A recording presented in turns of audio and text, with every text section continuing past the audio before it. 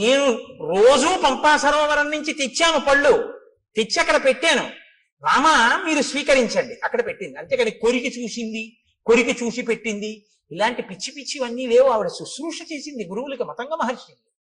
ఆవిడికి తెలుసు ఎక్కడెలా ప్రవర్తించాలో. ఆవిడ శ్రద్ధ ఎక్కడా మీకు అర్థమవుతుందని నేను ఈ మాటలు చెప్పాను. నైవేద్యం పెట్టడం ద్రాక్ష పళ్ళ గుత్తి గురించి. ఆవిడ అలా ప్రతిరోజు సేకరించి తీసుకొచ్చి అక్కడ పెట్టింది. ఏమో రాముడు వస్తాడేమో, పెట్టుకోవాలి ఎప్పటి పళ్ళప్పుడు. నేను చైతన్య కుసుమ ప్రియా అమ్మవారు. అందుకే అమ్మవారికి బంగారు తామరలతో బంగారం పూలు చేయించామని అంటారు. బంగారం పూలతో చేయిస్తే మీరు గుర్తుపెట్టుకోండి జాగ్రత్తగా, చాలా మంది చేసేస్తారు కానీ దానికి ఒక కాడ ఉంటుంది.